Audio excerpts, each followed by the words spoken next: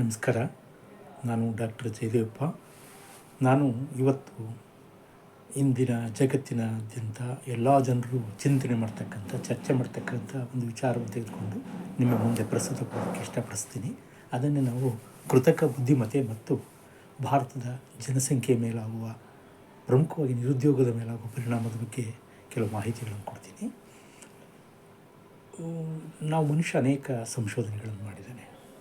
ಮೊದಲನೇದಾಗಿ ಬೆಂಕಿ ಕಂಡುಹಿಡಿದ, ನಂತರ ಚಕ್ರವನ್ನು ಕಂಡುಹಿಡಿದ, ಅನಂತರ ಹಣವನ್ನು ಕಂಡುಹಿಡಿದ, ಅನಂತರ ಓಟನ್ನು ಕಂಡುಹಿಡಿದ, ರಾಜಕೀಯದಲ್ಲಿ ಕಂಪ್ಯೂಟರ್ನ ಕಂಡುಹಿಡಿದ. ಈಗ ಇತ್ತೀಚೆಗೆ ಲೇಟೆಸ್ಟ್ ವಿಶ್ವದ ಅತ್ಯಂತ ಹೊಸದಾದಂಥ ಸಂಶೋಧನೆ AI, ಕೃತಕ ಬುದ್ಧಿಮತ್ತೆಯನ್ನು ಕಂಡುಹಿಡಿದಿರೋದು. ಈಗ ನಾವು ಬದಲಾಗುವ ಜಗತ್ತಿನ ತಕ್ಕಂತೆ ನಾವು ಬದಲಾಗಲೇಬೇಕು. ಈಗ ಎಲ್ಲ ರಾಷ್ಟ್ರಗಳು ಕೃತಕ ಬುದ್ಧಿಮತ್ತೆಯನ್ನು ಅಳವಡಿಸ್ಕೊಳ್ಬೇಕು. ಉತ್ಪಾದನಾ ಕ್ಷೇತ್ರದಲ್ಲಿ ಉತ್ಪಾದನಾ ವೆಚ್ಚವನ್ನು ಕಡಿಮೆ ಮಾಡಬೇಕು, ಲಾಭ ಹೆಚ್ಚು ಮಾಡ್ಕೋಬೇಕು, ಅಭಿವೃದ್ಧಿ ಸಾಧಿಸಬೇಕು ಅಂತ ಎಲ್ಲ ರಾಷ್ಟ್ರಗಳು ಹವಣಿಸ್ತಾ ಇದೆ. ಅಭಿವೃದ್ಧಿ ಸಾಧಿಸಬೇಕು ಅಂತ ಹವಣಿಸ್ತಾ ಇದೆ.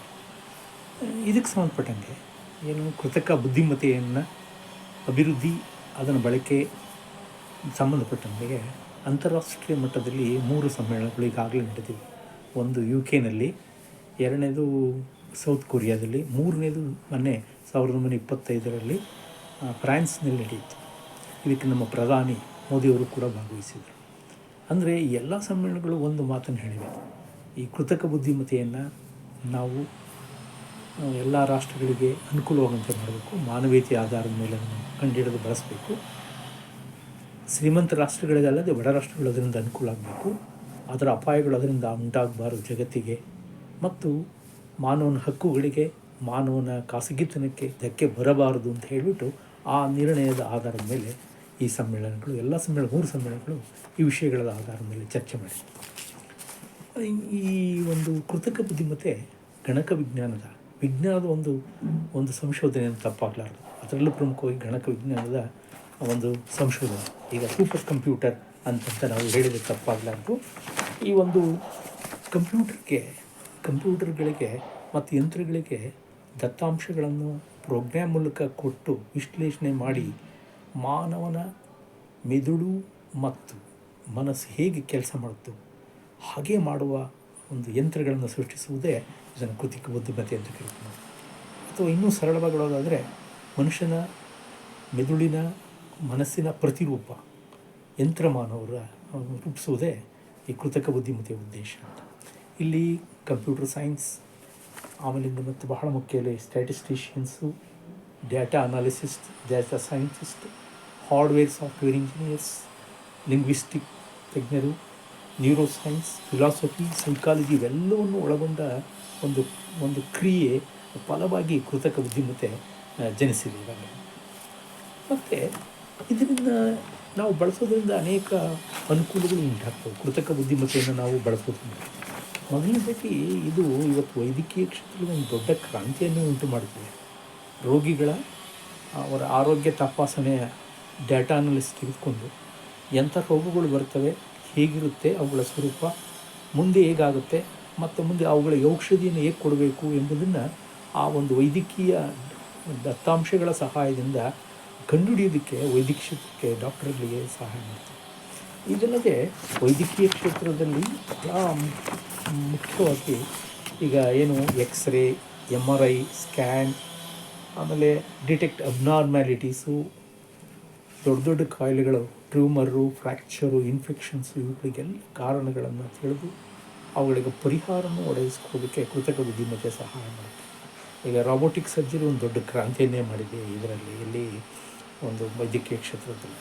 ಟೆಲಿಮೆಡಿಷನ್ನು ಮತ್ತು ದತ್ತಾಂಶಗಳ, ವೈಯಕ್ತಿಕ ರೋಗಿಗಳ ದತ್ತಾಂಶಗಳ, ಅವರ ಆರೋಗ್ಯದ ದತ್ತಾಂಶಗಳ ಆಧಾರದ ಮೇಲೆ ನಾವು ಊಹೆ ಮಾಡ್ಬೋದು ಮುಂದೆ ಎಂಥ ರೋಗ ಬರ್ಬೋದು ಒಬ್ಬ ವ್ಯಕ್ತಿಗೆ, ಅದು ಸ್ವರೂಪ ಹೇಗಿರುತ್ತೆ, ಏನು ಔಷಧಿ ಮಾಡಬೇಕು. ಈವನ್ ಔಷಧಿಗಳ ಸಂಶೋಧನೆಯಲ್ಲೂ ಕೂಡ ಉಪಯೋಗ ಬರುತ್ತೆ. ಹೀಗೆ ಇತರೆ ಕ್ಷೇತ್ರಗಳಲ್ಲಿಯೂ ಕೂಡ ಈ ಕ್ಷೇತ್ರದಲ್ಲಿ ಉಪಯೋಗ ಬರುತ್ತೆ. ಉದಾಹರಣೆಗೆ ನರ್ಸಿಂಗ್ ಸ್ಟಾಫ್ ಬಗ್ಗೆ ರಾಬೋಟಿಕ್ಸ್ಗಳ ತಂತ್ರಜ್ಞಾನವನ್ನು ಅನೇಕ ಕ್ಷೇತ್ರಗಳಲ್ಲಿ ಬಳಸೋದ್ರಿಂದ ಉತ್ಪಾದನಾ ವೆಚ್ಚ ಅಲ್ಲಿ ಕಡಿಮೆ ಆಗುತ್ತೆ. ಅಂದರೆ ಅತ್ಯಂತ ಕಠಿಣವಾದ, ಅತ್ಯಂತ ರಿಸ್ಕ್ನಿಂದ ಕೂಡಿದಂತಹ ಸರ್ಜರಿಗಳನ್ನು ಈ ರಾಬೋಟಿಕ್ ಎ ಐ ತಂತ್ರಜ್ಞಾನದಿಂದ ವೈದ್ಯ ಕ್ಷೇತ್ರದಲ್ಲಿ ಮಾಡ್ಬೋದು. ಇದಲ್ಲದೆ ಇದು ಒಂದು ಶಿಕ್ಷಣ ಕ್ಷೇತ್ರದಲ್ಲಿ ಹೆಚ್ಚು ಉಪಯೋಗ ಬರುತ್ತೆ.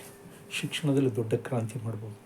ಸಾಫ್ಟ್ ಸ್ಕಿಲ್, ರೀಸ್ಕಿಲ್, ಅಪ್ಡೇಟ್ ಸ್ಕಿಲ್ ಮತ್ತು ಈ ಹೊಸ ಒಂದು ಸೋಷಿಯಲ್ ಪರ್ಸನಾಲಿಟಿ ಡೆವಲಪ್ಮೆಂಟಲ್ ಸ್ಕಿಲ್ಸು ಎಲ್ಲವನ್ನೂ ಕೂಡ ನಾವು ಎ ಐ ಮೂಲಕ ಮಾಡ್ಬೋದು. ಈಗಾಗಲೇ ರೋಬೋಟಿಕ್ ಟೀಚರ್ಗಳನ್ನು ನೇಮಕ ಮಾಡ್ತಾಯಿದ್ದಾರೆ. ಅತ್ಯಂತ ಮಾನವ ಟೀಚರ್ಗಿಂತ ಯಂತ್ರ ಮಾನವ ಟೀಚರು ಬಹಳಷ್ಟು ಬುದ್ಧಿಜೀವಿಗಳಾಗಿರ್ತಾರೆ. ನಾನೀಗಾಗಲೇ ಹೇಳಿದೆ, ಸಾಮಾನ್ಯ ಬುದ್ಧಿಜೀವಿಗಳ ಒಂದು IQ ಎಷ್ಟಿರುತ್ತೆ ಅಂದರೆ ಕೇವಲ 85 ಇರುತ್ತೆ. ಒಬ್ಬ ವಿಶೇಷ ಮಾನವನಲ್ಲಿ 120 ಇರುತ್ತೆ. ಆದರೆ ರಾಬೋಟ್ಗಳಿಗೆ ನಾವು ಸುಮಾರು 13,000 ಹತ್ತತ್ರ IQಗಳನ್ನು ತುಂಬಬಹುದಂತೆ. ಅವು ಎಂತಹ ಮಹತ್ತರವಾದ ಮಾಹಿತಿ, ಪ್ರಶ್ನೆಗಳಿಗೆ ಉತ್ತರ, ನಿರ್ಧಾರಗಳಿಗೆ, ಸಮಸ್ಯೆಗಳಿಗೆ ಪರಿಹಾರವನ್ನು ಸೂಚಿಸುವ ಖಚಿತ ಸ್ಪಷ್ಟವಾದ ಮಾಹಿತಿಯನ್ನು ಕೊಡ್ತವೆ, ಸ್ಪಷ್ಟವಾದ ನಿರ್ಣಯಗಳನ್ನು ಕೊಡ್ತವೆ. ಮನುಷ್ಯನಂತೆ ಅವು ತಪ್ಪು ಮಾಡೋದಿಲ್ಲ, ಖಚಿತವಾಗಿರುತ್ತೆ ರಿಸಲ್ಟ್ಸು. ಮತ್ತು ಇನ್ನೊಂದೇನಪ್ಪ ಅಂದರೆ ಕಾಲವನ್ನು ಮಿತವ್ಯಯ ಮಾಡಬಹುದು, ವೆಚ್ಚವೂ ಕಡಿಮೆ ಆಗ್ತದೆ, ಪಕ್ಕ ಅಂದರೆ 100% ಉತ್ಪಾದನೆಗೆ ನೆರವಾಗ್ತದೆ. ಈಗ PPT ಪ್ರೆಸೆಂಟೇಷನಲ್ಲಿ ಉಪಯೋಗ ಬರುತ್ತೆ. ಶಿಕ್ಷಣದಲ್ಲಿ ದೊಡ್ಡ ಅಂದರೆ ವಿಶ್ವವಿದ್ಯಾಲಯ ಮಟ್ಟದಲ್ಲಿ ಹೈಯರ್ ಎಜುಕೇಷನ್ ಅಂತ ಏನು ಹೇಳ್ತೀವಿ, ಸಂಶೋಧನಾ ಕ್ಷೇತ್ರದಲ್ಲಿಯೂ ಕೂಡ ಈ ಒಂದು ಕೃತಕ ಬುದ್ಧಿಮತ್ತೆ ಉಪಯೋಗ ಬರುತ್ತೆ. ಈಗ ಸಂಶೋಧನೆ ಮಾಡಬೇಕಾದ್ರೆ ಡೇಟಾ ಕಲೆಕ್ಷನ್ಸ್ಗೆ ಭಾಳ ಟೈಮ್ ತೊಗೊಳ್ತದೆ. ಈಗ ಹಂಗೆ ಟೈಮ್ ತೊಗೊಳೋದಿಲ್ಲ. ಬಹಳ ಕಡಿಮೆ ಅವಧಿಯಲ್ಲಿ ದತ್ತಾಂಶಗಳನ್ನು ಡೇಟಾ ಅನಾಲಿಸಿಸ್ ತೆಗೆದುಕೊಂಡು ಸಂಶೋಧನೆ ಮಾಡಿ ಅದರ ಫೈಂಡಿಂಗ್ಸನ್ನು ಕಂಡುಹಿಡಿಬೋದು. ಆ ಒಂದು ಫೈಂಡಿಂಗ್ಸಿನ ಸಹಾಯದಿಂದ ಸರ್ಕಾರಕ್ಕೆ ಉತ್ತಮ ಕಾರ್ಯಗಳನ್ನು ಮಾಡೋದಕ್ಕೆ, ಸಮಾಜಕ್ಕೆ ಮಾರ್ಗದರ್ಶನ ಕೊಡೋದಕ್ಕೆ ಸಹಾಯ ಮಾಡ್ತವೆ ಎಲ್ಲ ಕೂಡ ಅಂತೇಳಿ ಹೇಳ್ಬೋದು. ಹೀಗಾಗಿ ಈ ಶಿಕ್ಷಣ ಕ್ಷೇತ್ರದಲ್ಲಿ ಹೊಸ ಬದಲಾವಣೆಗಳು ಬರ್ತಾ ಇದ್ದಾವೆ. ಈಗ ಡಾಕ್ಟರು ಮತ್ತು ಎಂಜಿನಿಯರು ಹಾಗೂ ಇತರೆ ಕ್ಷೇತ್ರಗಳಲ್ಲಿ ಆಗತಕ್ಕಂಥ ಪದವೀಧರರು ಭಾಳ ಟೈಮ್ ತೊಗೊಳಕ್ಕೆ ಓದ್ಕೊಳಕ್ಕೆ, ಆದರೆ ರಾಬೋಟ್ಗಳಿಗೆ ಓದು ಯಾವ ಕಡಿಮೆ ವೇಗದಲ್ಲಿ ಎಲ್ಲವನ್ನು ಕಲ್ತ್ಕೊಂಡ್ಬಿಡ್ತಾರೆ. IQಗಳು 12,000-13,000 ಇರ್ತವೆ. ಇದನ್ನು ನಾವು ಇಮೇಜಿನ್ ಮಾಡೋಕ್ಕೆ ಆಗೋದಿಲ್ಲ. ಅಂದರೆ ಅಷ್ಟು ಫಾಸ್ಟ್ ವೇಗವಾಗಿ ನಾವು ಒಂದು ಕೆಲಸಗಳನ್ನು, ಬದಲಾವಣೆಗಳನ್ನು ತರೋದಕ್ಕೆ ಉತ್ಪಾದನಾ ಕ್ಷೇತ್ರದಲ್ಲಿ ಈ ಒಂದು ಕೃತಕ ಬುದ್ಧಿಮತ್ತೆ ಸಹಾಯ ಮಾಡುತ್ತೆ. ಇದಲ್ಲದೆ ಕೈಗಾರಿಕೆ ಮತ್ತು IT ಕ್ಷೇತ್ರದಲ್ಲಿ ಉಪಯೋಗ ಬರ್ತವೆ. IT ಕ್ಷೇತ್ರದಲ್ಲಂತೂ ಕೂಡ ಕೈಗಾರಿಕೆಯಲ್ಲಿ ಉತ್ಪಾದನಾ ವಿಧಾನ,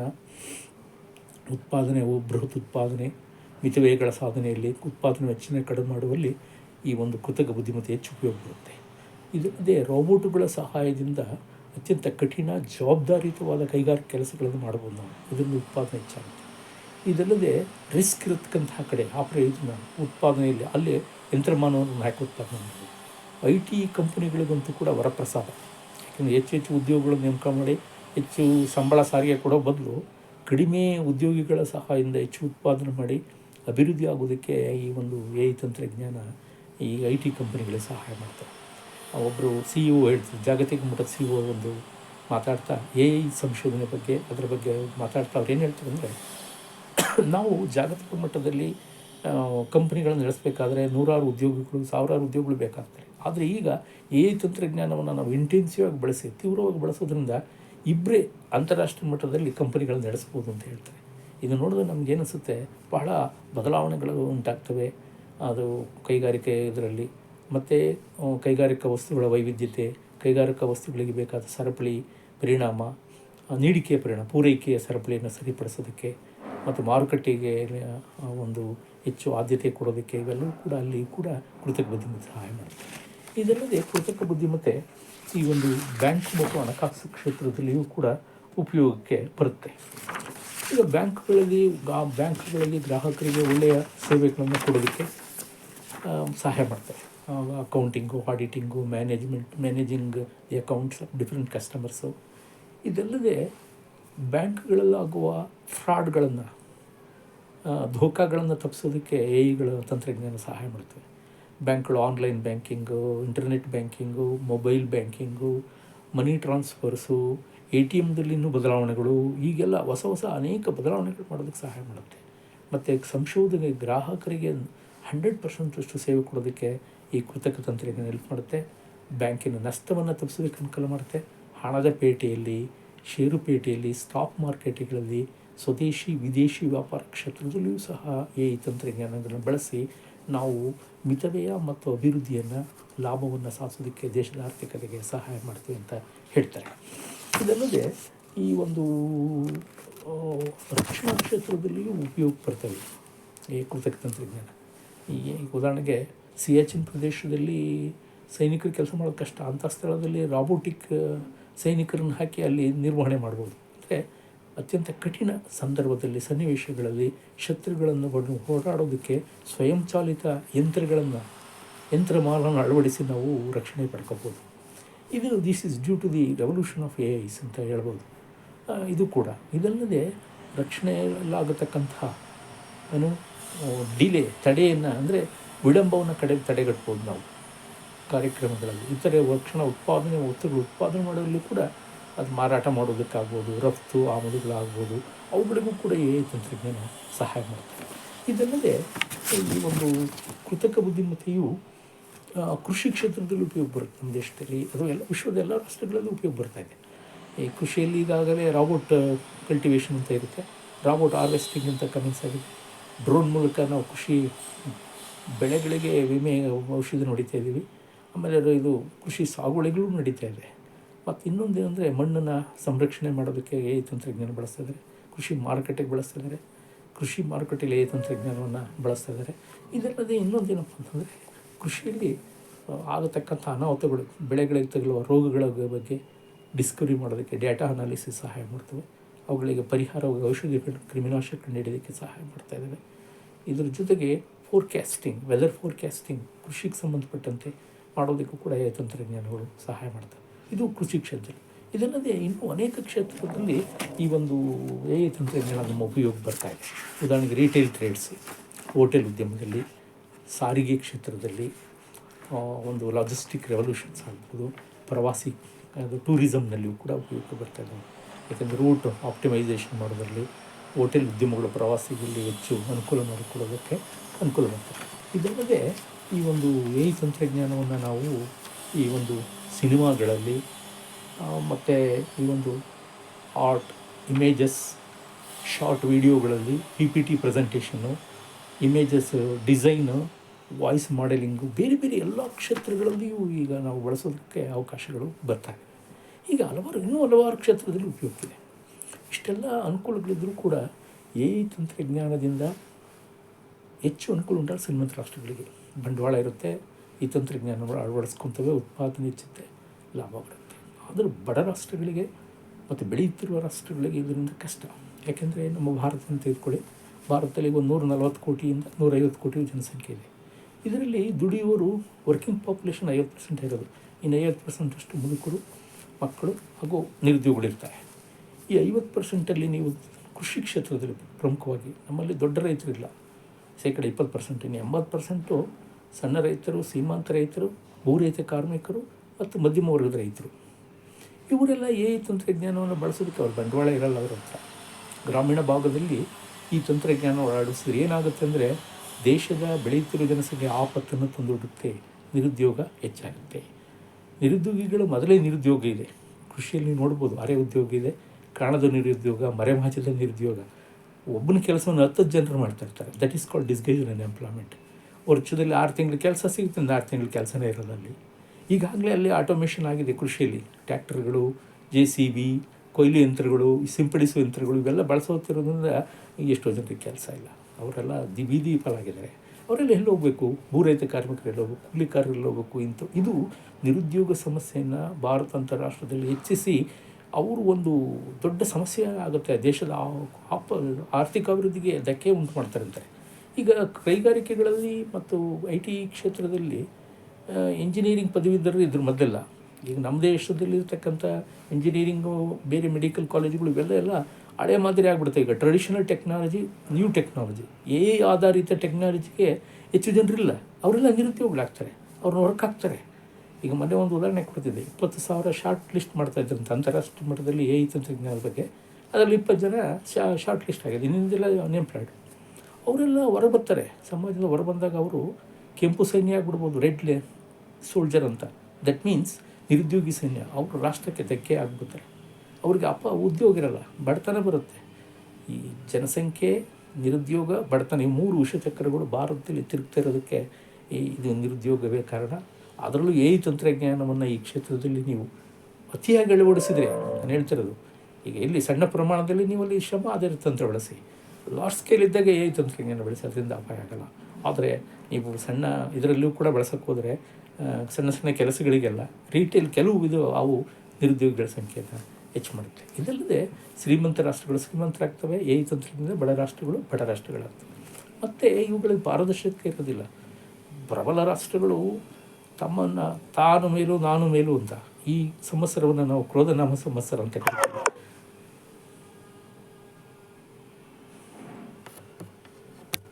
ಕ್ರೋಧನಾಮ ಸಂವತ್ಸರ ಅಂತ ಕರಿತೀವಿ. ಇಲ್ಲಿ ಏನಾಗಿದೆ ಅಂದರೆ ಸ್ವಾರ್ಥತೆಗೆ ಹೆಚ್ಚು ಪ್ರಾಮುಖ್ಯತೆಯನ್ನು ಕೊಡ್ತಾರೆ. ನಾನು ಮುಂದೆ ಹೋಗು ಮಾರುಕಟ್ಟೆ ಈಗ ಬೆಳಕೆ, ಇದರಿಂದ ಪೈಪೋಟಿ ಆಗ್ಬೋದು ಎ ಐ ತಂತ್ರಜ್ಞಾನ ಬಳಸೋ ಬಗ್ಗೆ. ಮತ್ತು ಇನ್ನೊಂದೇನಪ್ಪ ಅಂದರೆ ಸೈಬರ್ ಕ್ರೈಮ್ಸ್ ಆಗ್ತವೆ ಈ ಒಂದು ತಂತ್ರಜ್ಞಾನದಿಂದ. ಇನ್ನೊಂದು ಈ ಒಂದು ಹ್ಯಾಕ್ ಮಾಡ್ಬೋದು ಬ್ಯಾಂಕಿಂಗ್ ಅಕೌಂಟ್ಸ್ಗಳು, ಈ ಸೈಬರ್ ಅಪರಾಧಗಳು, ಕ್ರಿಮಿನಲ್ ಅಪರಾಧಗಳಾಗ್ತವೆ. ಅಂತಾರಾಷ್ಟ್ರೀಯ ಮಟ್ಟದಲ್ಲಿ ಕಾನೂನುಗಳನ್ನು ರೂಪಿಸಿಲ್ಲ ಇನ್ನೂ ಕೂಡ. ಇದು ಇನ್ನೂ ಕೂಡ it's is developing stage. A I ತಂತ್ರಜ್ಞಾನ ಇದು ಆಗ್ತಾಯಿದೆ. ಈ ವಿಚಾರದಲ್ಲಿ ವಿಶ್ವಸಂಸ್ಥೆ ಹೆಚ್ಚು ಗಮನ ಕೊಡಬೇಕು. ಆದರೆ ವಿಶ್ವಸಂಸ್ಥೆಗಳಿಗೆ ಅಲ್ಲಿಲ್ಲ. ಈಗಾಗಲೇ ನೀವು ನೋಡ್ಬೋದು ವಿಶ್ವದ ಶಾಂತಿಯನ್ನು ಸ್ಥಾಪನೆ ಮಾಡೋದ್ರಲ್ಲಿ ಅದು ವಿಫಲವಾಗಿದೆ ಅಂತ ಹೇಳ್ಬೋದು. ಅದೇ ರೀತಿ ಈ ಸಂಸ್ಥೆಯಲ್ಲಿ ಈ ಎ ಐ ತಂತ್ರಜ್ಞಾನವನ್ನು ಹೇಗೆ ಬಳಸಬೇಕು, ಯಾವ ಥರ ರೂಪಿಸಬೇಕು, ಯಾವ ಶಾಸನ ಮಾಡಬೇಕು, ಹೆಂಗೆ ನಿಯಂತ್ರಣ ಇಡಬೇಕು, ಎ ಐ ತಂತ್ರಜ್ಞಾನದಿಂದ ಆಗುವ ಅಪಾಯಗಳನ್ನು ಯಾರು ತಡೆಗಟ್ಟರು, ಹೊಣೆ ಹಾರಬೇಕು, ಇವೆಲ್ಲವನ್ನು ಒಂದು ಒಮ್ಮತದಿಂದ ಶಾಂತಿಯುತೆಯಿಂದ ಎಲ್ಲ ರಾಷ್ಟ್ರಗಳು ಒಟ್ಟುಗೂಡಿ ಒಂದು ತೀರ್ಮಾನಕ್ಕೆ ಬಂದು UN ಮೂಲಕ ಆದರೆ ಇದು ಭಾಳ ಒಳ್ಳೆಯದು. ಆಗ ತಂತ್ರಜ್ಞಾನದಿಂದ ಅನುಕೂಲ ಆಗುತ್ತೆ. ನಾನು ಇದನ್ನು ಬಳಸಬಾರ್ದು ಅಂತ ಹೇಳ್ತಾ ಇಲ್ಲ, ಭಾರತದಲ್ಲಿ ಬಳಸಬೇಕು. ಆದರೆ ಯಾವ ಕ್ಷೇತ್ರದಲ್ಲಿ, ಎಸ್ಪೆಷಲಿ ಕೃಷಿ ಕ್ಷೇತ್ರದಲ್ಲಿ ನಾವು ಪೂರ್ಣ ಪ್ರಮಾಣದಲ್ಲಿ ಬಳಸೋಕ್ಕಾಗಲ್ಲ. ಗ್ರಾಮಾಂತರ ಪ್ರದೇಶ ಕೃಷಿ ಕ್ಷೇತ್ರಕ್ಕೆ ಸಣ್ಣ ರೈತರು, ಕೈಗಾರಿಕೆಗೆ ಮತ್ತು IT ಕಂಪ್ನಿ ಬಳಸಿ, ಆದರೆ ಅದನ್ನೇ ಪೂರ್ಣ ಪ್ರಮಾಣದಲ್ಲಿ ಬಳಸಬಾರ್ದು. ಪೂರ್ಣ ಪ್ರಮಾಣದಲ್ಲಿ ಬಳಸಿದರೆ ಯಂತ್ರಗಳು ನಮ್ಮನ್ನು ಆವರಿಸ್ತವೆ, ನಮ್ಮ ಮೆದುಳು ಮನಸ್ಸನ್ನು ಕಿತ್ಕೊಳ್ತವೆ, ನಿರುದ್ಯೋಗಿಗಳಾಗ್ತೀವಿ.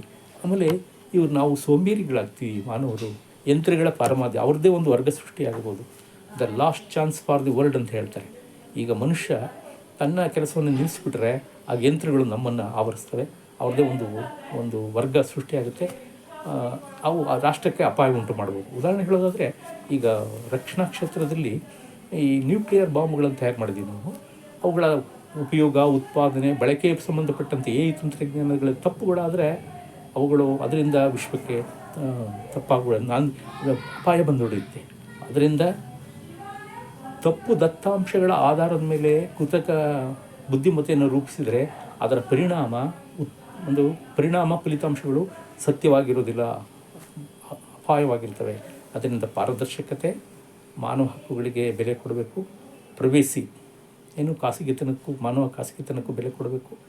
ಮಾನವನಿಗೆ ಸಹಾಯ ಮಾಡೋಂಗಿರಬೇಕು ಎ ಐ ತಂತ್ರಜ್ಞಾನ, ಆದರೆ ಮಾನವನನ್ನೇ ನುಂಗು ಹಾಗಿರಬಾರ್ದು ಎ ಐ ತಂತ್ರಜ್ಞಾನ. ಉದಾಹರಣೆಗೆ ಶಿವ ಭಸ್ಮಾದನಿಗೆ ವರ ಕೊಟ್ಟಿರ್ತಾನೆ, ನೀನು ಯಾರ ಮೇಲೆ ತಲೆ ಮೇಲೆ ಕೈ ಇಟ್ಟರೆ ಅವ್ರು ಭಸ್ಮ ಆಗ್ತಾರೆ ಅಂತ. ಅವನು ಎಲ್ಲರ ಮೇಲೆ, ಅವನು ಶಿವನ ಮೇಲೆ ಇಡಕ್ಕೆ ಹೋಗ್ತಾನೆ.